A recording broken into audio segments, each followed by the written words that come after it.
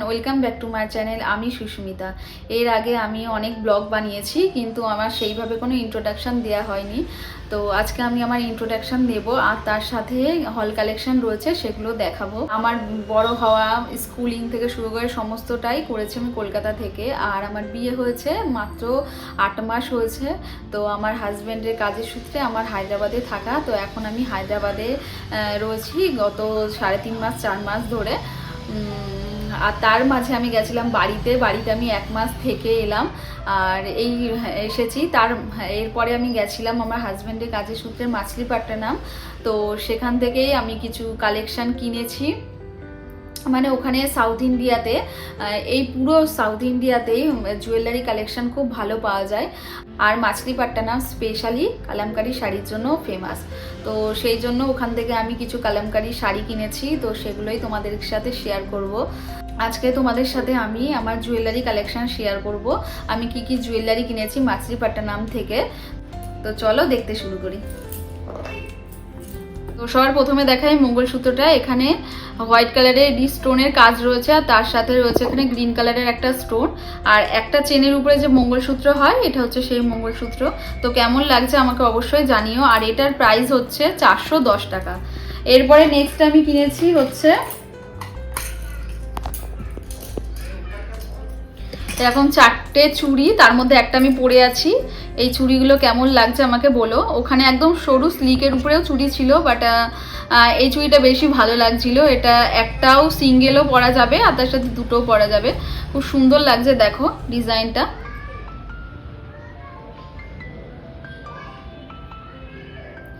আর চলো এরপরে আমি নেক্সট কি কিনেছি সেটা দেখাই। এরপরে আমি নেক্সট কিনেছি হচ্ছে একটা গলার হার, আর হচ্ছে তার সাথে কানের সেট। এটা হচ্ছে গলার হারটা, এটাকে বলে টেম্পল জুয়েলারি। দেখো এই মিডিলে হচ্ছে একটা রয়েছে মাতার মূর্তি, আর এখানে দুটো মাতার মূর্তি রয়েছে।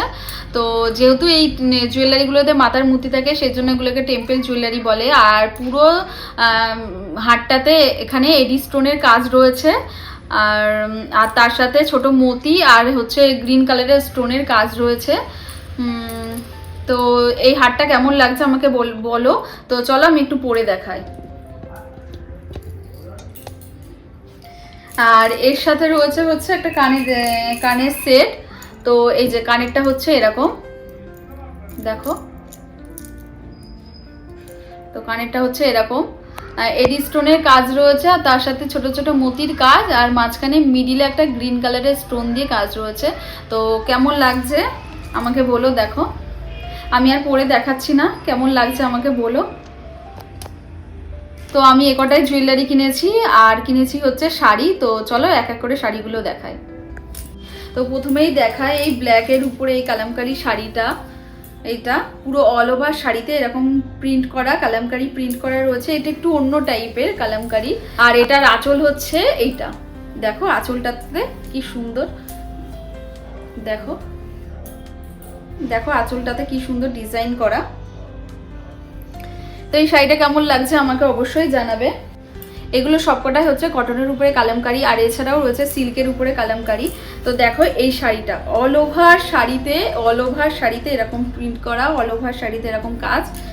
আর এটার হচ্ছে আঁচলটা, দাঁড়াও দেখাই তোমাদের। এইটা হচ্ছে এর আঁচল,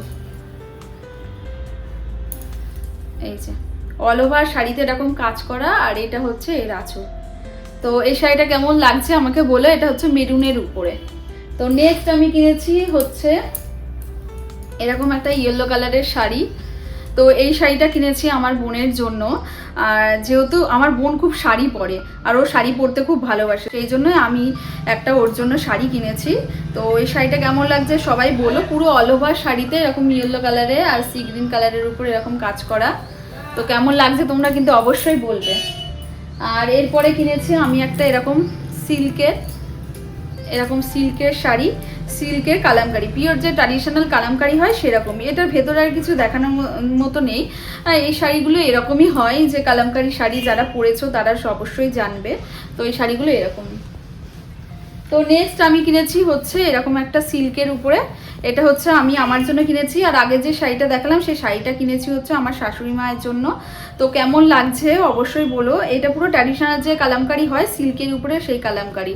এই শাড়িটার প্রাইস নিয়েছে হচ্ছে ১,৫০০ টাকা, সিল্কের গুলো ১,৫০০ টাকা নিয়েছে, আর যে কটনের গুলো দেখছো এই কটনের গুলো নিয়েছে হচ্ছে ৭০০ টাকা। এরপরে আমি কিনেছি একটা বেড কভার, পুরো ট্র্যাডিশনাল যে কালামকারি কটনের উপরে এই বেড কভার গুলো,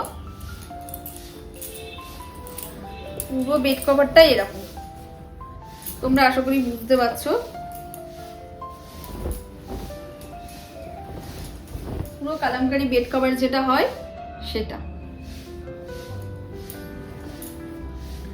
আর আমি কিনেছি হচ্ছে একটা ব্যাগ, এটা রেগুলার ইউজের জন্য এই ব্যাগটা ইউজ করতে পারি। এটা কালামকারি কাপড়ের উপরে এই ব্যাগগুলো তৈরি করা, এই ধরনের অনেক ব্যাগ ওখানে রয়েছে।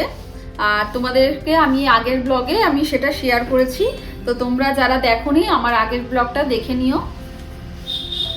এই ব্যাগটা কিনেছি, এই ব্যাগটা নিয়েছে ২৫০ টাকা। আর এরপরে আমি কিনেছি হচ্ছে এরকম একটা পার্স, ছোট কালামকারি কাপড়ের উপরে ছোট পার্স, দেখো কেমন লাগছে। আমার ভিডিওটা যদি ভালো লেগে থাকে তাহলে অবশ্যই আমার চ্যানেলটাকে সাবস্ক্রাইব করে দিও। আমাদের কালকে একটা ইনভিটেশন রয়েছে, তো সেখানেই যাব। তো কিসের ইনভিটেশন কি না সবটাই তোমাদেরকে বলবো, তো তোমরা এই ব্লগটা দেখতে থাকো। আশা করি তোমাদের খুব ভালো লাগবে ব্লগটা দেখতে।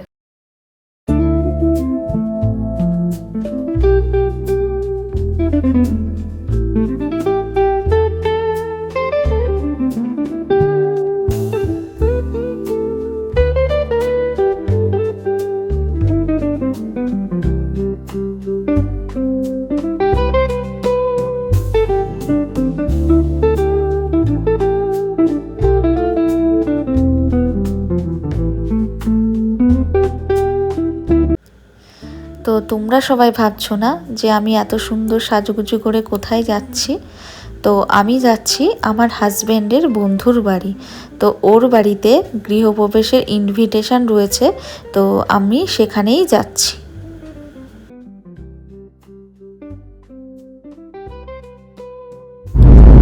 আমরা রেডি হয়ে বেরিয়ে পড়েছি, আমরা যাচ্ছি আমার হাজব্যান্ডের বন্ধুর বাড়ি যেখানে গৃহপ্রবেশ রয়েছে। তো সেখানে গিয়ে আবার তোমাদের সাথে কথা হচ্ছে। আর তোমরা ভাবছো যে এটা আমি কোথায় এলাম, তাই না? তো আমি এসেছি একটা নার্সারিতে। এই নার্সারিতে আসার কারণটা তোমাদেরকে বলেই দিই। তো আমার হাজব্যান্ডকে কালকে থেকে আমি জিজ্ঞাসা করে যাচ্ছি যে তুমি তো তোমার বন্ধুর বাড়ি যাচ্ছ, তাহলে কি গিফট দেবে? তো আমাকেও বলল যে তুমিই চুজ করো না, তুমি কি গিফট দেবে। তো আমি তো রাতভর ভেবেই যাচ্ছি যে কি গিফট দেব, কিন্তু কিছু ইউনিক গিফট কি দেয়া যায় সেটা বুঝতে পারছিলাম না। তো সকালবেলায় গাড়িতে করে আমার হাজব্যান্ড এসে এই নার্সারির সামনে দাঁড়ালো, আর আমাকে বলল যে তুমি যে কোনো দুটো গাছ চুজ করে নাও, কারণ আমরা এই গাছই দেব ওর বন্ধুর বাড়ি গিফট হিসাবে। তো কি সুন্দর একটা ইউনিক গিফট না? তো এই ভাবনা চিন্তাটা আমার হাজব্যান্ডের মাথা থেকে এসেছে, আর সেই মতোই আমি দুখানা গাছ চুজ করে নিলাম। এখানে আমি নিয়েছি একটা রাবার প্ল্যান্ট আর একটা নিয়েছি বাম্বু ট্রি। তো কেমন হয়েছে গিফটটা আমাকে অবশ্যই জানিও।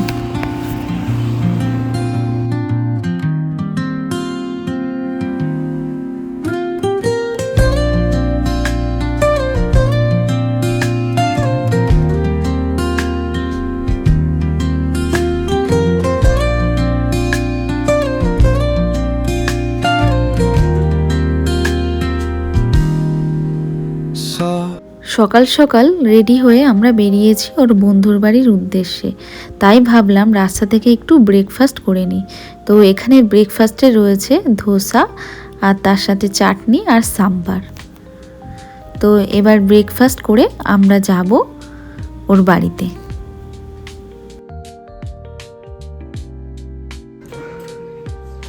এই যে আমরা চলে এসেছি ওর বন্ধুর বাড়ি। ও এবার গিফটটা ওর বন্ধুর হাতে তুলে দিল।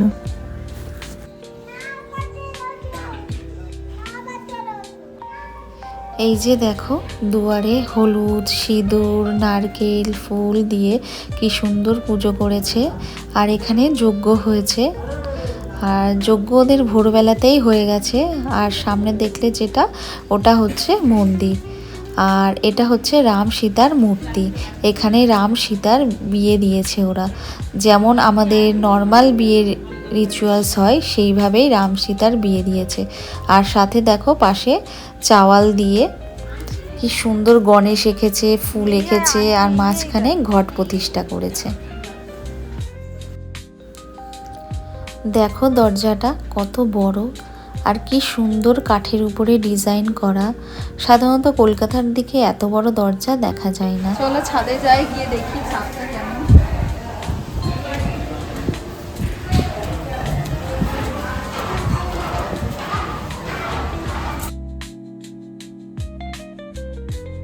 প্রথমে যখন আমরা ঢুকলাম সেটা ছিল ফার্স্ট ফ্লোর, আর এটা হচ্ছে সেকেন্ড ফ্লোর। ওরা ফার্স্ট ফ্লোরটা কমপ্লিট করে বাড়িতে ঢুকে গেছে, আর এখনও সেকেন্ড ফ্লোর আর বাড়ির অনেক কাজে বাকি রয়েছে। তো চলো তোমাদেরকে আমি ছাদটা ঘুরে দেখাই।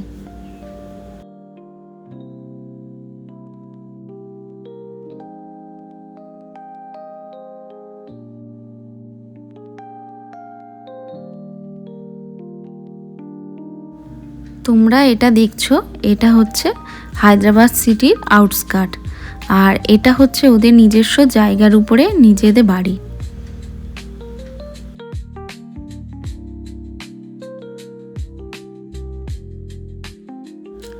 আর এই জায়গাটা দেখছো তোমরা, এটা হচ্ছে বাড়ির ডাইনিং প্যাসেজ, আর সামনে রয়েছে দুখানা রুম, আর তার বাঁ হাতেই রয়েছে দেখো এটা মন্দির। মন্দিরে দিয়া জ্বলছে আর ঠাকুর প্রতিষ্ঠা হয়েছে। আর ঠিক এর পাশে রয়েছে ওপেন রান্নাঘর। তো চলো রান্নাঘরের ভেতরে ঢুকে দেখাই রান্নাঘরে কি রয়েছে।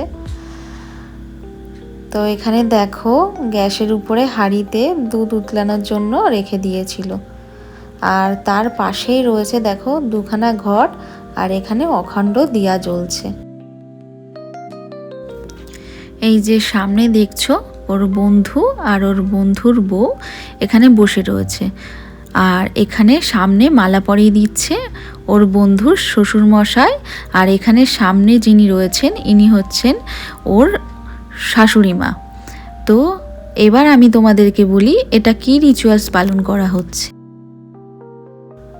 আমাদের বাঙালিদের যেমন একটা রিচুয়ালস আছে জামাই ষষ্ঠী, ঠিক তেমনই এই জামাই ষষ্ঠীর মতোই এরা এই চাওয়াল দান রিচুয়ালসটি পালন করে। আমাদের জামাই ষষ্ঠী যেমন প্রত্যেক বছরে পালন করা হয় একটা নির্দিষ্ট টাইমে, এদের এই চাওয়াল দানটা এরা ঠিক 5 বছর অন্তর অন্তর পালন করে। আর এরা এইভাবেই জামাইকে আর মেয়েকে এরকম টিকা পরায়, তারপরে এরকম 5খানা নারকেল রাখে, আর নারকেল আর চাল নিয়ে একসাথে এরকমভাবে জামাইকে 3 বার আর মেয়েকে 2 বার চাওয়াল দান করে। এইভাবেই একে একে সবাই এসে এরকমভাবে চাওয়াল দান করে আর গিফট দেয়। এটাই হচ্ছে এদের চাওয়াল দান নিয়ম।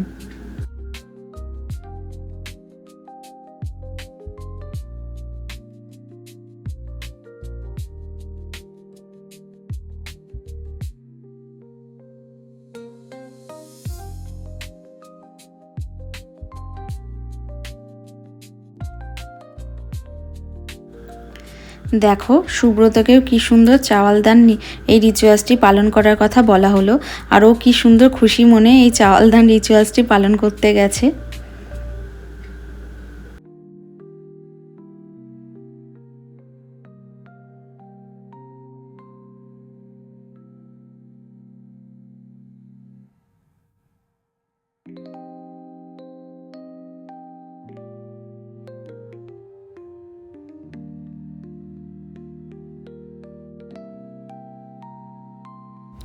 জামাই ষষ্ঠীতে যেমন প্রত্যেক শ্বশুর শাশুড়ি তাদের মেয়ে ও জামাইকে গিফট দেয়, আবার মেয়ে জামাইও তাদের বাবা মাদের গিফট দেয়, ঠিক তেমনই রিচুয়ালস এখন এখানে পালন হচ্ছে। আমরা জানি যে আমাদের থেকে যারা বড় বা আমাদের বাবা মা তাদেরকে আমাদের প্রণাম করতে হয়, কিন্তু এদের ক্ষেত্রে এই রিচুয়ালসটা পুরো উল্টো। দেখো এখানে বাবা মারা তাদের ছেলে মেয়েদের প্রণাম করলো। আর এখানে চলছে হচ্ছে মন্দিরে পুজো, এটাই হচ্ছে এদের লাস্ট পূজার কাজ। তো এই মন্দিরের পুজো দেয়া হয়ে গেলে এদের গৃহপ্রবেশের সমস্ত পূজা কমপ্লিট হয়ে যাবে।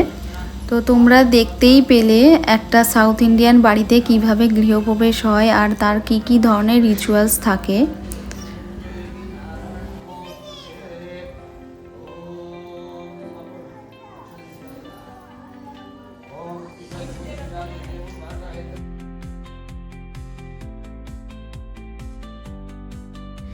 এদের পুজো কমপ্লিট হয় এইভাবে নারকেল ফাটিয়ে। তো চলো দেখে নিই এদের কি প্রসাদে কি কি থাকে।